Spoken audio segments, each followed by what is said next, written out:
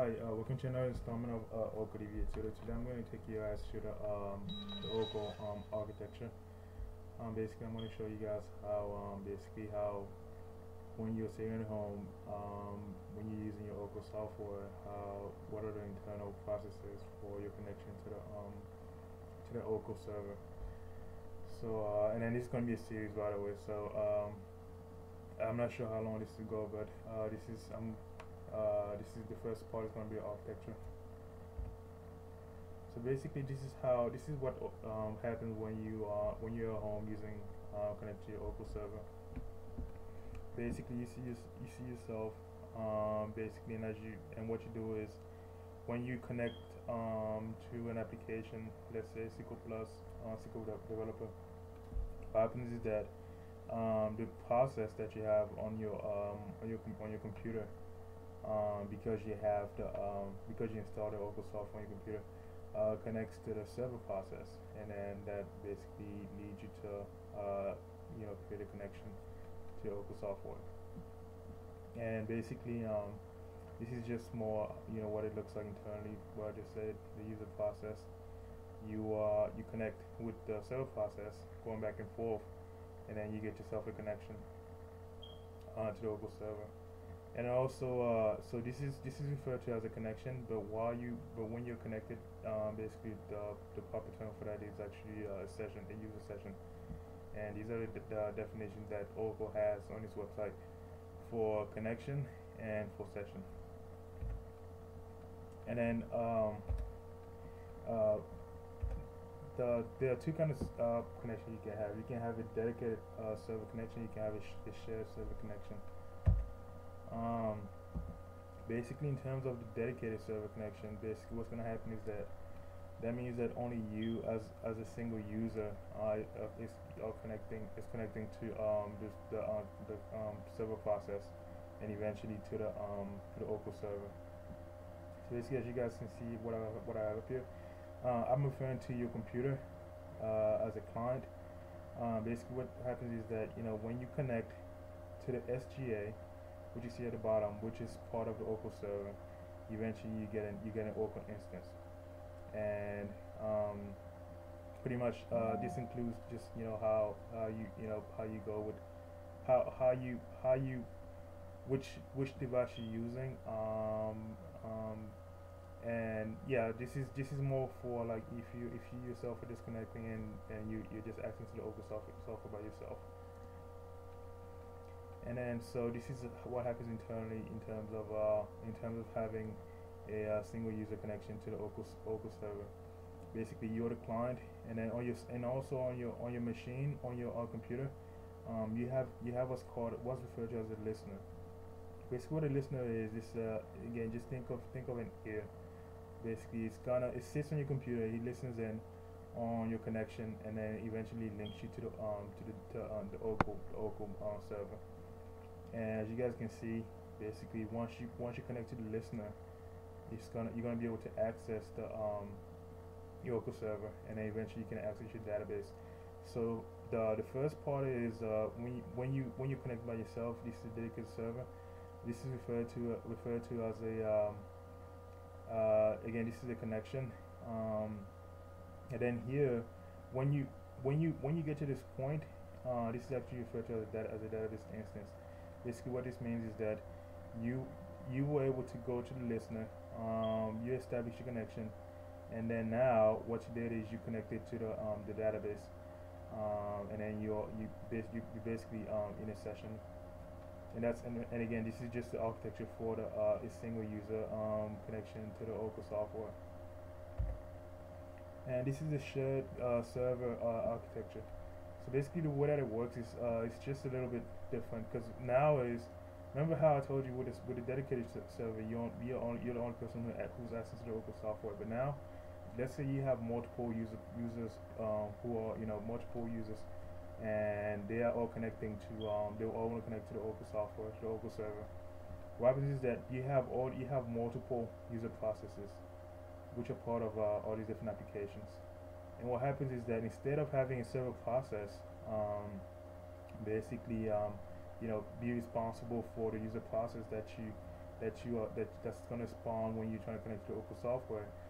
You have a dispatcher which is gonna just handle all of those processes and take it over to going past the listener and eventually getting to the Oracle server.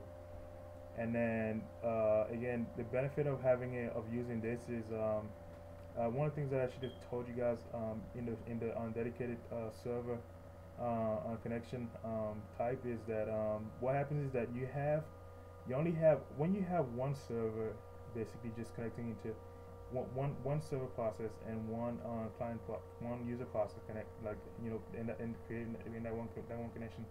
That means that you have other server processes, you know, using your resources. So what happens is that when you have this, you have a dispatcher, which is basically just like, think of it as, you know, like a big bowl just going in and just grabbing, you know, like, you know, whatever is coming down, which is the user processes. So the benefit of using a dedicated a shared server is that you allow for yourself to have more resources that are available, and you do not use those resources because, like, it's being well managed, since you're only deploying one dispatcher to go ahead and take care of the connection from the user processes.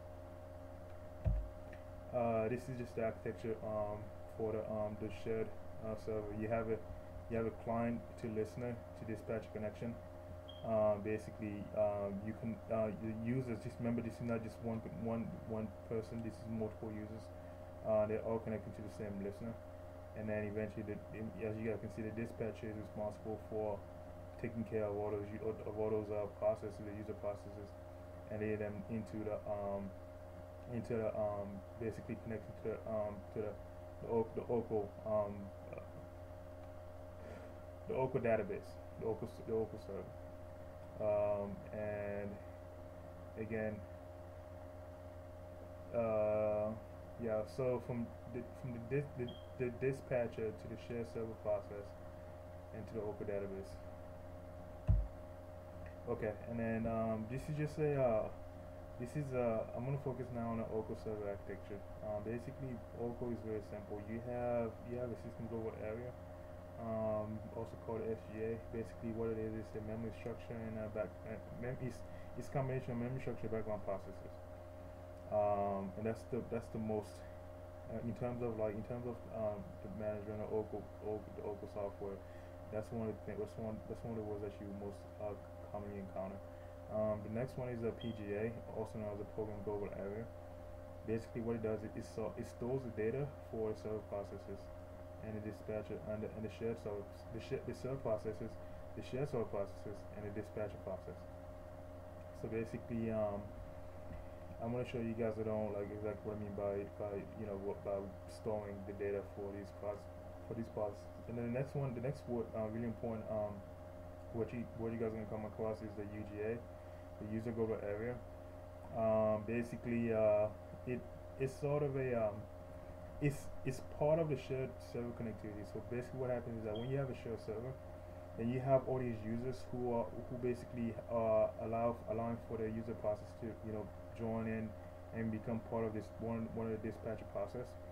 You have to have some sort of area where basically where you ensure that you yourself will be able to have some sort of stake into a particular type of some sort of data set, and so what happens is that the user global areas allows for you to separate your connection to the other user's connection. So when you think of a dispatcher, if you guys look at this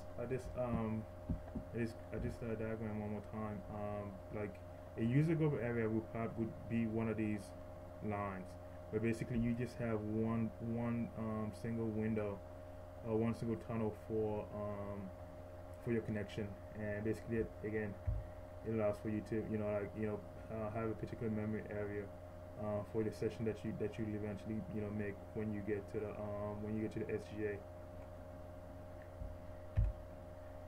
And also, this is in terms of the SGA, you have this is the architecture for the SGA. And basically it's broken down into basically um, two modes.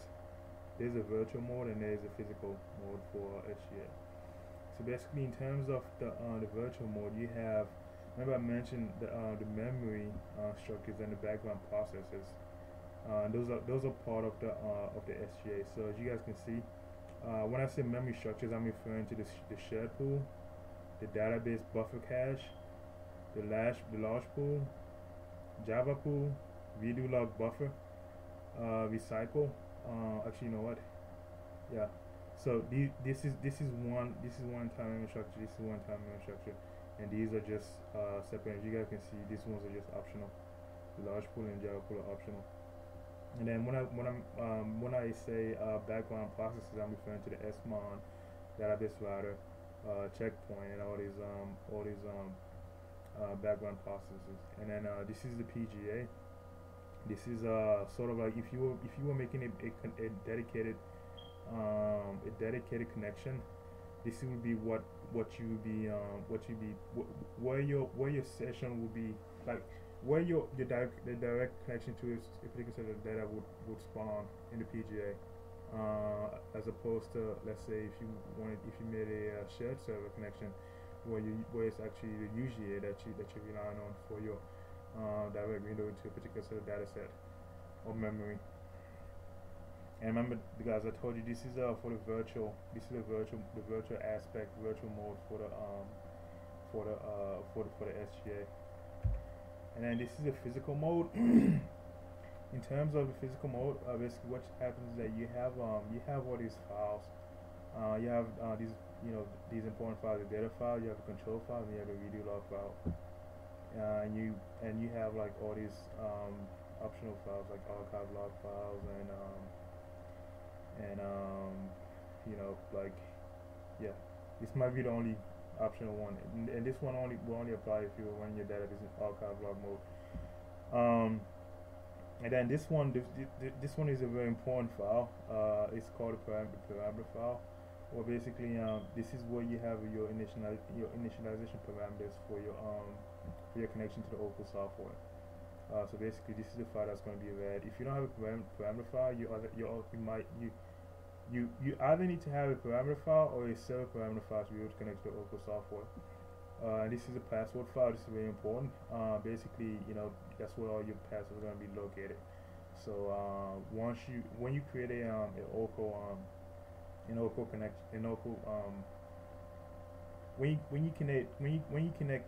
create an Oracle service, a service for your database. What happens is that if you specify some sort of password for, let's say, a switch user, or for all the users, right? That's going to be part of that's going to be inside the password file. And then when you get to a point where you eventually want to, let's say, create additional databases based on what you have, based on what you currently have on this database, what's going to happen is that you can just take your password file and then copy over to the new database that you're creating. Again, these are just the different files. And then also there's the alert and log file. This is a very, very important file. The alert and trace log file. Basically, what it does is it allows for you to see exactly what's going on with the Oracle service. So let's say you're performing some sort of like last time I showed you guys how to perform how to stand up a standby database, right? And if you guys can remember, I kept going over to my to this alert log file to see what's going on, to see, because basically what it does is it traces every transaction, every transaction, not necessarily transaction, but every action that takes place within the Oracle software is going to be contained in the trace log file. So you definitely want to make sure that you review that file and know what's going on. And then also you have these files, data files. I already mentioned them. Backup files. This is for when you basically create a let's say a hot backup. Online redo logs. Basically, this is where this is what allows for you to bring back Like let's say you have a connection and basically you know there's data that's been deleted. Um, and but the thing is, you already backed up the database before that data was deleted, so you know what basically you don't know what has been lost, but you just want to be on the safe side. So this is what all that information is going to be contained in the video log. So what's gonna happen is that you're gonna have to basically rely on the video log files to basically bring back that data that was lost, due to whatever the error was. And also you have redo and you also have undo. Undo is actually is you know they is actually is the opposite of redo, because with undo basically what happens is that you are sort of um, like it allows for you to roll back uncommitted data. Let's say you have a user who's like you have multiple users and then you have like a system failure, right? And then you have, let's say, a query that was committed, and it's, the user is like it's not that big of a deal. Maybe you can just ignore that, right? So what's gonna happen is that that query was issued but not committed, again using a DML statement, what's gonna happen is that you can use the data that's in the undo table space to just respawn the previous state of your database. So that's what an undo table space is for, and also an undo data file. And again, yeah, I think this is. And also, once you the way that you can check what's going on with your SGA, is you can actually you can actually use this query to show SGA, and basically you're gonna see what the size is for your system goal area. Basically redo buffer, database buffer, and then also these are just like some very important parameters here at the bottom. You have the SGA target, SGA max size, and also in terms of setting up your Oracle software, like one of the things you have to do is you have to decide whether you want to do like have automatic whether you want to employ the automatic memory management, where basically that's the feature that Oracle that's inside Oracle that allows for you to manage both the SGA and the PGA either manually, or basically you can just have a service. You can actually just set it, like create it, like enable that feature and allow for the SGA and the PGA to be managed without you having to interfere. So I'm probably gonna be able to show you guys on what I mean by the automatic memory management, the AMM, and how you can just you can use that to manage the space within your database.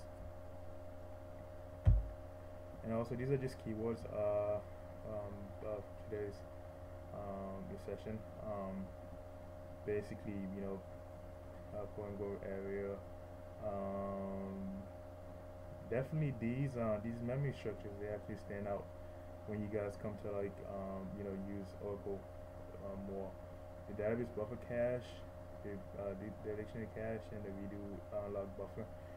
Database buffer cache basically is very important because that's where your data is stored. Basically, let's say you issue a query. What's going to happen is that it's going to be stored here in the buffer cache, and then basically, if anyone else is to issue that same query to get that same data set, what's going to happen is that it's going to refer to the buffer cache to get that data. And also these two files, without a self parameter file, and a parameter file, if you ever so happen to make a mistake and lose them, like you're in trouble. You have to have this is where you store your initialization parameters.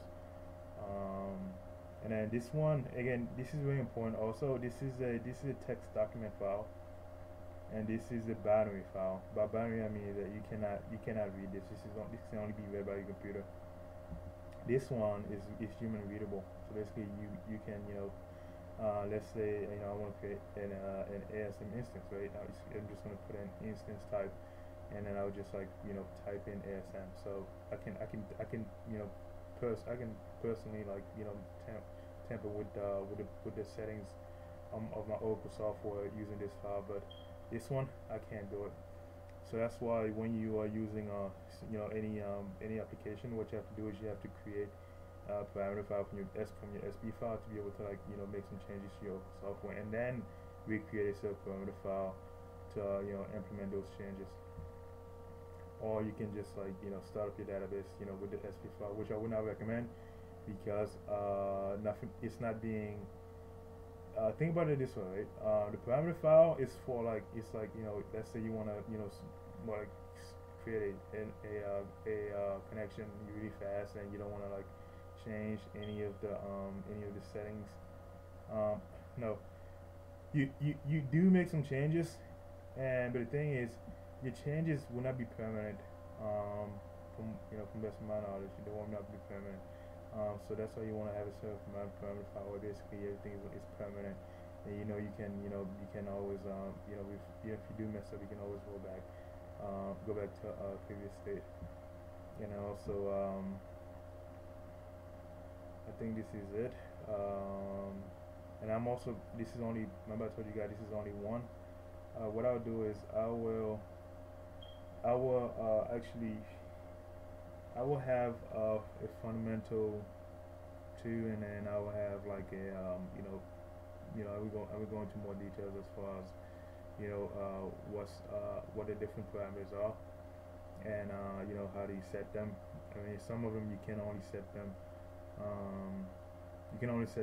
like let's say manually, right, by going to the parameter file, but some of them you can actually set them dynamically by just issuing an auto system command. Thanks a lot for watching. I hope to see you guys next time.